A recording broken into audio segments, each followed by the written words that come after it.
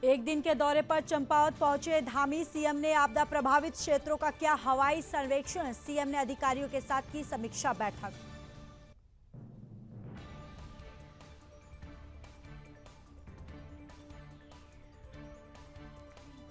उधम सिंह नगर में धामी ने 5वां राज्य खेल आयोजन का उद्घाटन किया। कहा, सरकार खिलाड़ियों को सरकारी नौकरी में प्राथमिकता दे रही है।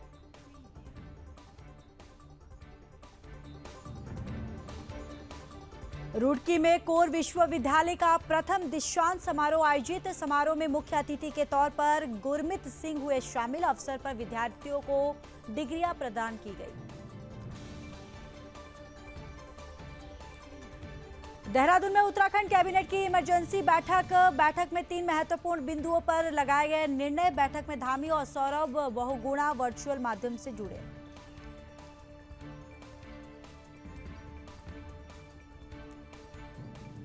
टनकपुर पिथौरागढ़ ऑल वेदर सड़क की गई बंद। 3 दिन के लिए बड़े वाहनों के लिए सड़क पर बंद की गई है।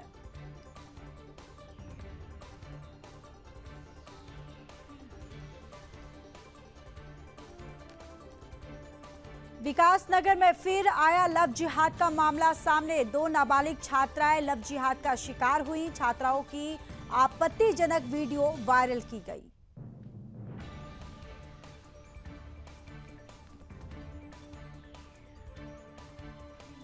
हल्द्वानी में बीजेपी प्रदेश अध्यक्ष ने सदस्यता अभियान की समीक्षा हुई है। 19 जिलों में बीजेपी चला रही है सदस्यता अभियान। सभी जिलों में जाकर खुद करेंगे अभियान की समीक्षा।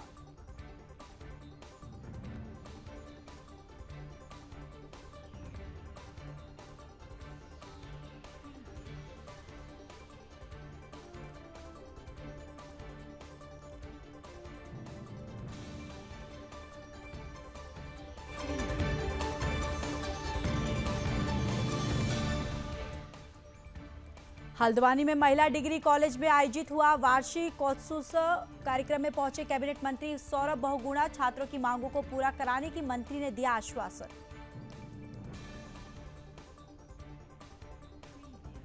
हल्द्वानी विधायक ने डीएम पर लगाया आरोप। सुमित हृदयेश ने जन समाधान दिवस पर सवाल उठाए। कहा, विधायक को नहीं दी जा रही है जानकारी। बाजपुर में गौरव शर्मा के नेतृत्व में लोग एसडीएम कार्यालय पहुंचे। सीएम को संबोधित ज्ञापन एसडीएम को सौंपा गया।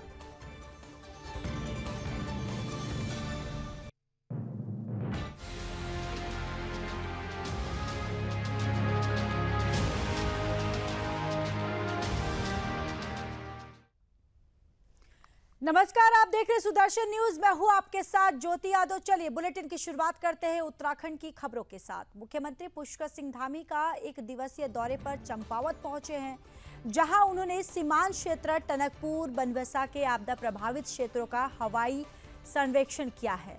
इसके बाद मुख्यमंत्री धामी ने बनबसा एनएचपीसी गेस्ट हाउस में विभिन्न विभागीय अधिकारियों के साथ बैठक की। बैठक के दौरान उन्होंने आपदा प्रभावित क्षेत्रों में किए गए राहत कार्य और प्रभावित क्षेत्रों के संरक्षण और मुआवजे को लेकर विस्तृत जानकारी ली है।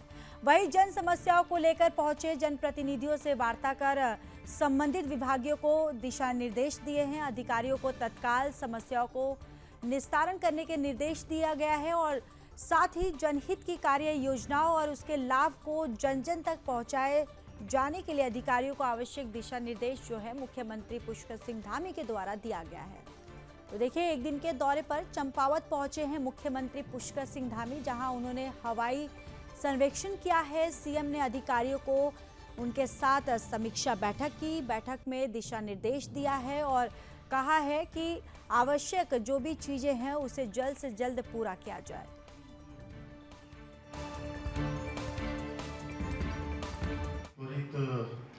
एक्शन के कारण से त्वरित एक सहायता के रूप में जो हम लोग पहुंचते हैं, उससे कहीं ना कहीं आपदा का जो प्रभाव है, जो हानि हो जाती है वो तो हो जाती है, लेकिन उसका जो प्रभाव है वो कम होता है। जल्दी से निर्माण के कार्य, पुनर्निर्माण के काम चलते हैं। और प्रधानमंत्री जी से हम लोगों ने अनुरोध किया था कि हमारे राज्य में हमको जो मानक बने हैं आपदा के, उसमें बहुत कम धनराशि मिलती थी अभी तक। सड़कों के लिए, अस्पताल के लिए या सरकारी बिल्डिंग के लिए या घरों के लिए अभी उस धनराशि में काफी बड़ा परिवर्तन हुआ है।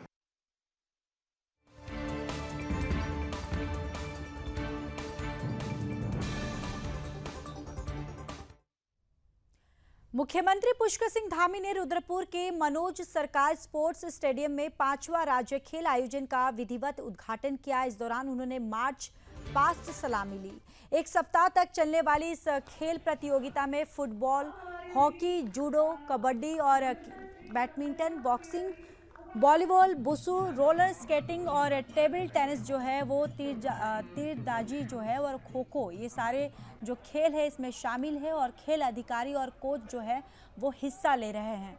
मुख्यमंत्री ने कहा कि सरकार खेलों को बढ़ावा देने के लिए प्रतिबद्ध है। सरकार ने खेलों को बढ़ावा देने के लिए नई योजनाओं की शुरुआत की है। सरकार प्रतिभावान खिलाड़ियों को सरकारी नौकरी में प्राथमिकता दे रही है ताकि उत्तराखंड के खिलाड़ी अधिक से अधिक खेलों में रुचि लेकर प्रदेश का नाम रोशन कर सके। इसके साथ ही मुख्यमंत्री ने जम्मू कश्मीर और हरियाणा चुनाव पर बोलते हुए कहा कि धारा 370 हटाने के बाद जम्मू कश्मीर में पहली बार चुनाव हो रहा है। बीजेपी के पक्ष में माहौल है और खुद दोनों राज्यों में चुनाव प्रचार में गए हुए थे और आने वाले समय में बीजेपी के पक्ष में रिजल्ट दिखाई देंगे। हमारे सभी अफगान पत्रकार इस समय इन सुंदर क्षणों को कैद कर रहे हैं। आता हुआ उधम सिंह नगर।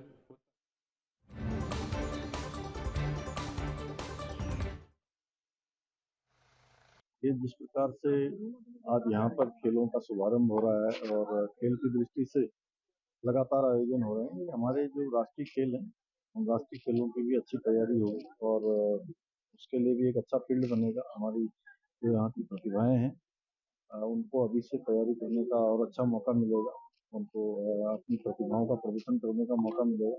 मैं सभी खिलाड़ियों को, इसके आयोजकों को, हमारे कोचों को, खेल संघों से जुड़े हुए सबको अपनी तरफ से बधाई देता हूँ, शुभकामनाएं देता हूँ और खेलों के विकास के लिए, खिलाड़ियों के उत्थान के लिए हम प्रतिबद्ध हैं, संकल्पबद्ध हैं। इसीलिए हम नई खेल नीति भी लेके आए हैं। खिलाड़ियों के लिए प्रोत्साहन के लिए हमने अनेक काम किए हैं। आउट ऑफ टर्न नौकरी देने की भी व्यवस्था की है। जो खेल कोटा पहले बंद हो गया था वो अभी फिर शुरू किया है। मुख्यमंत्री उदयमान खिलाड़ी योजना प्रारंभ की है।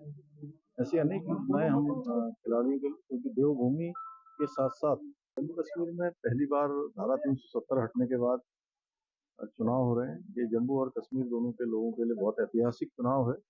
वहाँ चुनाव को लेकर, लोकतंत्र की बहाली को लेकर लोगों में अपार उत्साह है और मोदी सरकार ने जो धारा 370 वहाँ पर समाप्त की है, उसके बाद वहाँ पर जो शांति स्थापित हुई है, कानून का राज स्थापित हुआ है, पत्थरबाजी की घटनाएं, आतंकवाद, अलगाववाद, जिहाद की घटनाएं कम हुई हैं। वहाँ पर्यटन बढ़ा है, विकास तरक्की की ओर तेजी से बढ़ा है। लगभग 70,000 करोड़ से अधिक का वहाँ पर निवेश आया है। पर्यटन 2.5 गुना से भी ज्यादा बढ़ा है और इन सालों में लोग जो भयक्रांत रहते थे शांतिपूर्ण जीवन जी रहे हैं। तो ये सब जो अंतर है वहाँ की जनता देख रही है, इसलिए लोग वहाँ पर मोदी जी का और डबल इंजन की सरकार चाहते हैं। डबल इंजन की सरकार वहाँ बनेगी।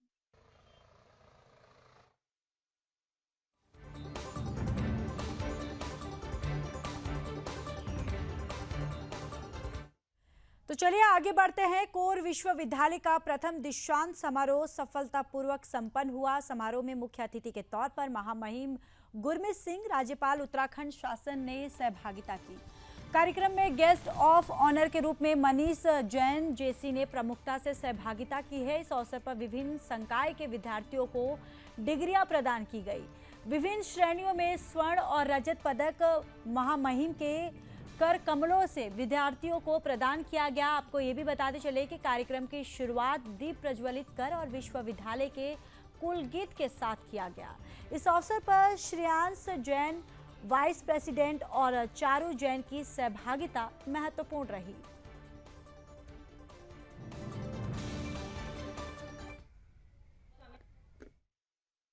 मैं रुड़की की रहने वाली हूँ। मैंने 2021 टू 2024 बैच में BCA पास किया है। मैंने फर्स्ट ईयर में भी इसी तरह फर्स्ट पोजीशन हासिल की थी और सेकंड ईयर में भी मैंने सेकंड पोजीशन की थी। फर्स्ट ईयर में मुझे 5,000 की धनराशि और सेकंड ईयर में भी 5,000 की धनराशि। आज मुझे बहुत अच्छा लग रहा है क्योंकि मुझे ट्रॉफ़ी मिली है। जैसे सर भी आर्मी बैकग्राउंड से थे, गुरमीत सिंह सर, और मेरी फैमिली भी पूरी आर्मी बैकग्राउंड से है। तो सर ने मुझे यही बोला कि जैसे तुम्हारे फादर पूरे मेहनत किए हैं वैसे तुम भी मेहनत करो और ऐसी एक दिन तुम भी बड़े उस पर बन जाओगे और कुछ ना कुछ हासिल करोगे। आर्टिकल यही कहूँगी कि थोड़ा वो मेहनत करते रहें और कुछ आगे थोड़ा बढ़ते रहें, पढ़ते रहें, एक चीज़ पे अपना फोकस बनाए रखें और उनको भी ऐसे कभी ना कभी हासिल बिल्कुल उनको मिलेगा। मैं सबसे पहले अपनी मम्मी को दूंगी क्योंकि मेरी मम्मी ने मेरा हर चीज़ में बहुत ज़्यादा सपोर्ट किया है और मतलब मेरे फादर भी नहीं है, इस वजह से मतलब मम्मी को और थोड़ा सा था कि मतलब कुछ करें और इस वजह से मतलब मम्मी का सबसे ज़्यादा सपोर्ट मिला है मुझे। कुछ बहुत सौभाग्य का दिवस है कि आज रुड़की स्थित कोर विश्वविद्यालय ने अपना पहला दीक्षांत समारोह मनाया है। आज सचमुच ऐसा लग रहा था जैसे एक त्यौहार हो, पर्व हो और अत्यंत गर्व था अपने हर एक स्टूडेंट्स को देखकर। 650 ने अपनी डिग्रियां हासिल की हैं, लेकिन सबसे गहरी खुशी तब हुई जब देखा कि जो गोल्ड मेडल विनर्स थे उसमें सबसे ज़्यादा हमारी बेटियां थी। तो एक एहसास होता है कि हमारा यूथ, हमारी बेटियां किस प्रकार से सफलता की ओर बढ़ रही हैं। मुझे आज डिटेल जानकर ये बहुत खुशी हुई कि बहुत सारे पुराने कोर्सेज हैं जिनको ड्रॉप किया गया है और बहुत ऐसे कोर्सेज हैं जिनको अभी नए सिरे से शुरू किया गया है। ऐसा लगता है कि जिस प्रकार से पूरे विश्व के अंदर में एक बदलाव आ रहा है।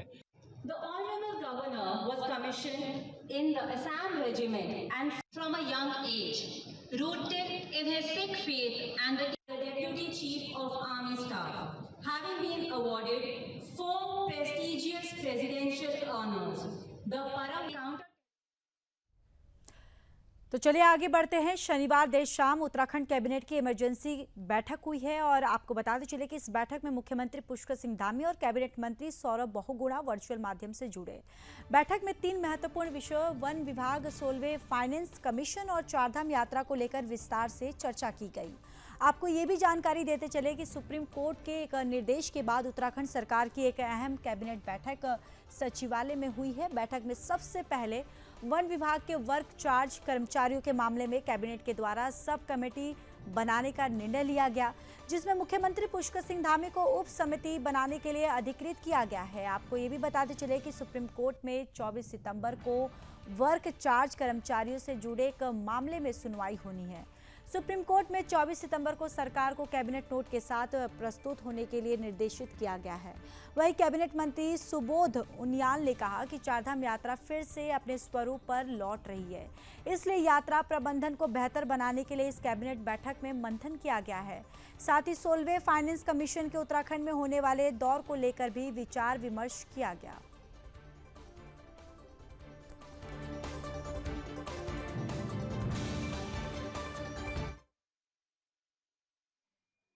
वेतन का मामला माननीय सर्वोच्च न्यायालय में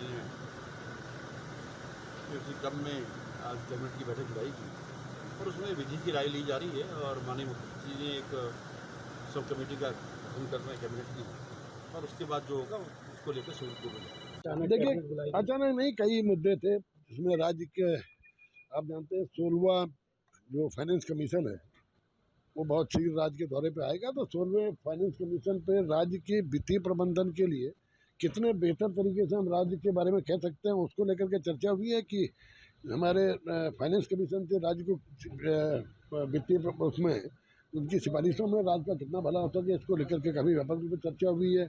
आप देख रहे हैं चारधाम यात्रा फिर शुरू होने वाली है, तो उसका किस तरह से प्रबंधन रहे कि यात्री, क्योंकि एक तरफ आपदा का समय भी है, तो आपदा और यात्रा दोनों को किस तरह से सामना किया जाए उसके लिए निर्णय लिया गया। और इसके अलावा जो माननीय उच्च न्यायालय में भी एक मामला जो चल रहा है उस पर जो उसकी लीगल रेमेडी होगी उस पर चर्चा हुई है।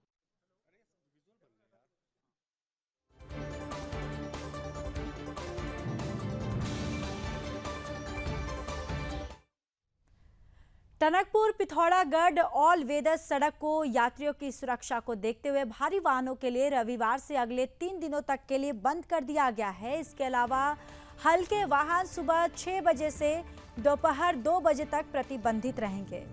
इसके बाद आदेश एडीएम चंपावत हेमंत कुमार वर्मा ने जारी कर दिए हैं। एनएच के अधिशासी अभियंता ने जानकारी देते हुए बताया कि जिले के स्वाला में एनएच से अत्यधिक कीचड़ होने से सड़क धंस रही है और पहाड़ी से पत्थर गिर रहे हैं, जिस कारण एनएच में खतरा बना हुआ है। उन्होंने बताया कि यात्रियों की सुरक्षा को देखते हुए मशीनों द्वारा स्वाला के डेंजर जोन में मलबा हटाने जाने का कार्य जो है वो किया जा रहा है। इसके अलावा शाम 6 बजे से लेकर सुबह 6 बजे तक एनएच सभी वाहनों के लिए अगले आदेश तक प्रतिबंधित रहेगा।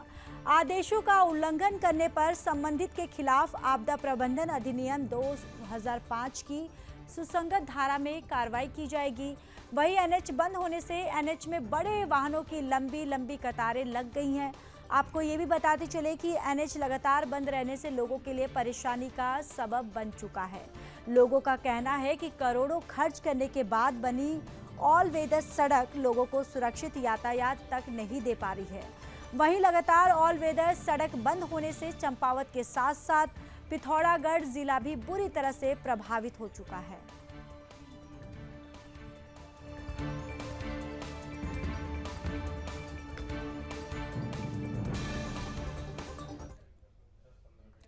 तो चलिए अब बात विकास नगर की कर लेते हैं, जहां पर विकास नगर में लव जिहाद का मामला थमने का नाम नहीं ले रहा है। यहां एक बार फिर निजी स्कूल में पढ़ने वाली 2 नाबालिग छात्राएं लव जिहाद का शिकार हुई हैं। आपको बताते चले कि छात्राओं की आपत्तिजनक वीडियो फोटो बनाकर सोशल मीडिया पर वायरल की गई। जैसे ही ये खबर हिंदूवादी संगठनों और विकास नगर विधायक मुन्ना सिंह चौहान को लगी तो वह देर रात विकास नगर कोतवाली पहुंचे, जहां मुन्ना सिंह चौहान ने कोतवाली पहुंचते ही मामले में सख्त से सख्त कार्रवाई और आरोपियों को गिरफ्तार करने के निर्देश पुलिस को दे दिए हैं।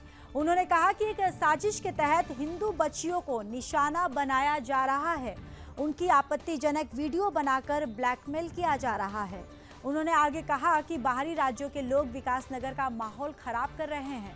इस तरह के घृणित कार्यों को बर्दाश्त नहीं किया जाएगा और ऐसी घटनाओं में शामिल लोगों पर सख्त कार्रवाई की जाएगी और जो कार्रवाई है उसे अमल में लाई जाएगी।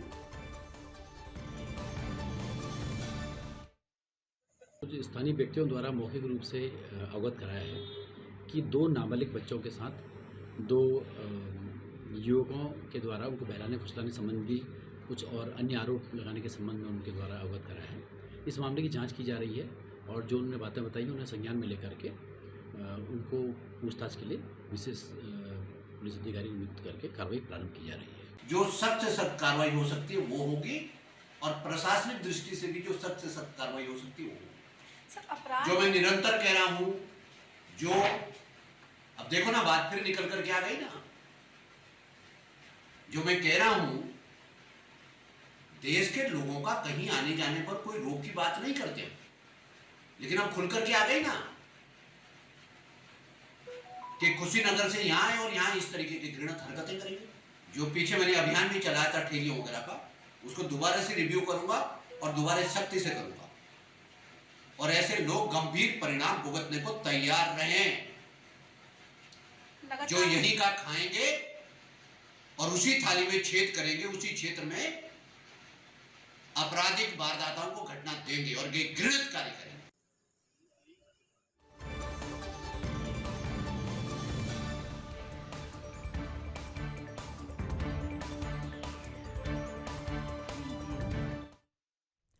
हल्द्वानी पहुंचे बीजेपी के प्रदेश अध्यक्ष महेंद्र भट्ट ने आज बीजेपी की सदस्यता अभियान को लेकर एक बैठक की है। बीजेपी प्रदेश अध्यक्ष महेंद्र भट्ट ने कहा 25 सितंबर तक बीजेपी का प्रथम चरण में सदस्यता अभियान चलाया जा रहा है। प्रदेश में संगठन के अनुरूप 19 जिले और सभी जिलों के एक मंडल में जाकर वहां सदस्यता अभियान की समीक्षा करेंगे और इस बार प्रथम चरण में 30 लाख लोगों की बीजेपी में सदस्यता का लक्ष्य रखा गया है। हल्द्वानी उत्तराखंड बीजेपी प्रदेश अध्यक्ष ने सदस्यता अभियान की समीक्षा की है, जहां प्रथम चरण यानी कि पहले चरण के लिए 30 लाख सदस्य बनाने का लक्ष्य रखा गया। 19 जिलों में बीजेपी ये सदस्यता अभियान चला रही है, जहां सभी जिलों में जाकर खुद अभियान की समीक्षा भी करेंगे।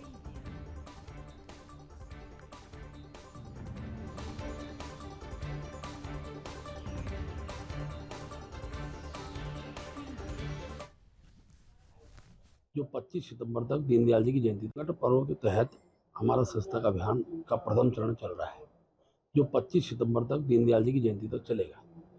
उस दृष्टि से प्रदेश के सभी पदाधिकारी, प्रदेश अध्यक्ष होने के नाते मैंने भी तय किया है कि मैं पूरे प्रदेश के जो हमारे संगठनात्मक 19 जिले हैं, प्रत्येक जिले में जाकर एक विधानसभा, एक मंडल में मैं समीक्षा करूंगा, क्योंकि मुझे बताते खुशी है कि अभी हमने लगभग 7 लाख सदस्य हमारे आज की तारीख तक बन चुके हैं और हमारा लक्ष्य है कि हम 50% प्रथम चरण में पूर्ण कर दें। तो लगभग 30 लाख के लक्ष्य के साथ हम आगे बढ़ रहे हैं और उस दिशा की और कार्यकर्ताओं का सदस्यता का अभियान में जुटना, ये सब कार्यकर्ताओं को प्रेरित करने का विषय है। और हर वर्ग, हर जाति, हर क्षेत्र के नागरिकों को हम जिनके 18 साल उम्र हो चुकी है उनको भाजपा से जोड़ें, उस दृष्टि के कार्यक्रम इस बीच हमारे चल रहे हैं।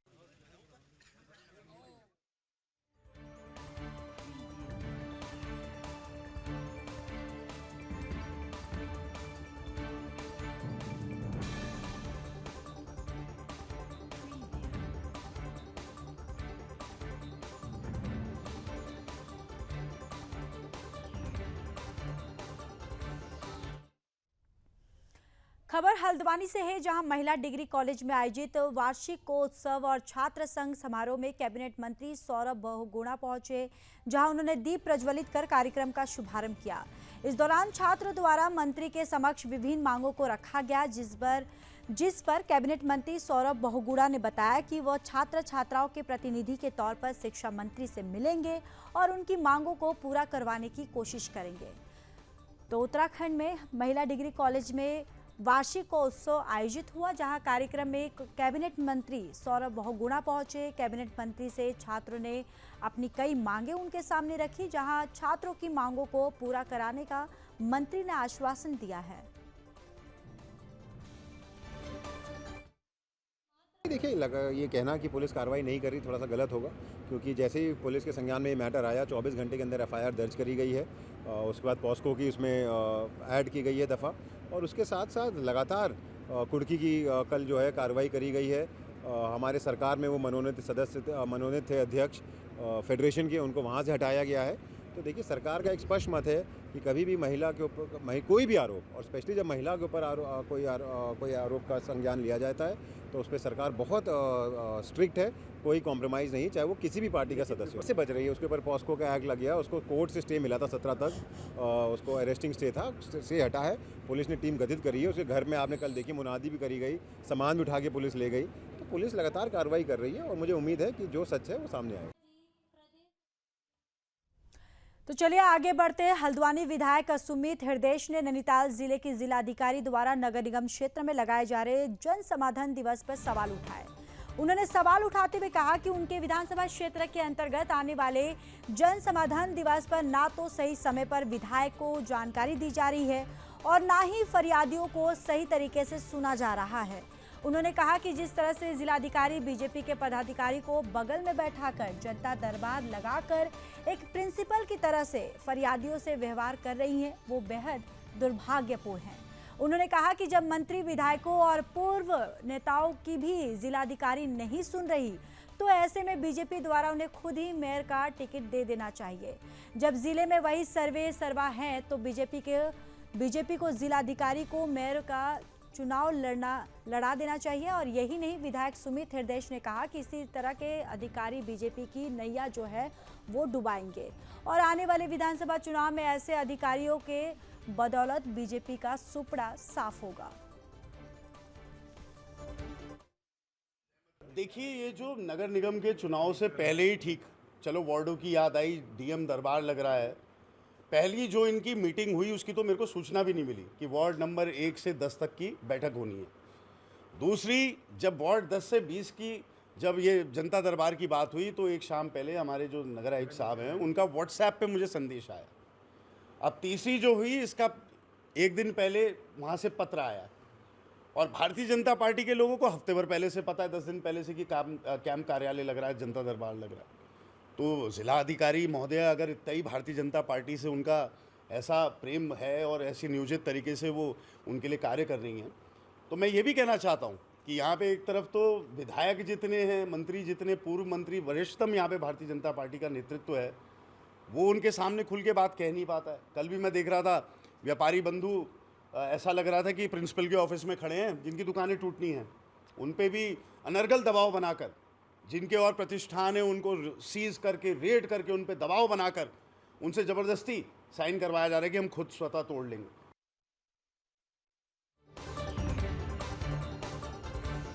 खबर उधम सिंह नगर जिले के बाजपुर से है, जहां बाजपुर में भूमिधरी श्रेणी में दर्ज किए जाने वाले संबंध में वरिष्ठ बीजेपी गौरव शर्मा के नेतृत्व में काफी संख्या में लोग एकत्र होकर एसडीएम कार्यालय पहुंचे। इस दौरान उन्होंने मुख्यमंत्री को संबोधित ज्ञापन एसडीएम राकेश चंद्र तिवारी को सौंपा। ज्ञापन के माध्यम से उन्होंने सीएम धामी से कहा कि सरकार ने पूर्व में वर्ग 4 और नजुल आदि भूमि का विनियमितीकरण कर किसानों और काबिज आमजनों की भूमिधरी अधिकार दे दिए हैं। इसी कड़ी में बाजपुर शहर के 131 खाम लीज धारक परिवार विगत 60 से अधिक वर्षों से अपनी भूमि का विनियमितीकरण की जो बाट है वो जो रहे हैं और शहर के बीचों बीच मुख्य सड़क किनारे आवासीय और व्यवसायिक लीज भूमि धारकों को इतने वर्षों के बाद जो राजस्व अभी लेखों में आबादी वर्ग दर्ज है उसको भूमिधरी अधिकार दिया जाना उचित और न्याय संगत बना है। उन्होंने कहा कि इस भूमि को लेकर कोई विवाद नहीं है। खाम लीज भूमि जनपद की तमाम तहसीलों में स्थित है। उन्होंने कहा कि मुख्यमंत्री ने बाजपुर को आज प्रदेश के उन्नत और विकसित क्षेत्रों में से एक बना दिया है। सीएम धामी द्वारा किए गए अनगिनत विकास कार्यों और परियोजनाओं का लाभ आज जनता को मिल रहा है। उन्होंने आशा व्यक्त करते हुए कहा कि उन्हें उम्मीद है और भरोसा भी है कि सीएम धामी के कर कमलों से बाजपुर वासियों को खाम लीज भूमि का लाभ जो है वो जल्द मिलेगा। और सीएम धामी ने अपनी रैली के दौरान खाम लीज भूमि को फ्री होल्ड किए जाने की घोषणा भी की थी। बाजपुर के बहुत ही सम्मानित व्यापारी और अन्य गण लगभग 135 परिवार हमारे ऐसे हैं जो इस खाम लीज को लेकर मानसिक रूप से, शारीरिक रूप से बहुत परेशान चलते आ रहे थे और आर्थिक रूप से भी कहीं ना कहीं उनको समस्या का समाधान नहीं मिल रहा था और वो बहुत परेशान उस दिशा में थे। देखते हुए इसमें अनुरोध किया गया माननीय मुख्यमंत्री जी से, जिसमें एक सफल प्रयास हमारे समाज व्यापारियों का है, उनकी एक जीत हुई और सम्मानित माननीय मुख्यमंत्री जी ने जिलाधिकारी महोदय से वार्ता करते हुए इसमें सरलीकरण की व्यवस्था अपनाए जाने की आदेश किए। उसमें आप सभी को संज्ञान में होगा कि अभी कुछ दिन पूर्व में ही माननीय जिलाधिकारी महोदय ने इसमें सरलीकरण को लेकर अपने आदेशित किया गया है। उन्होंने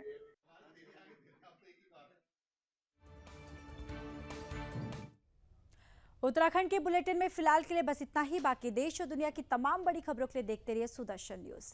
जय हिंद।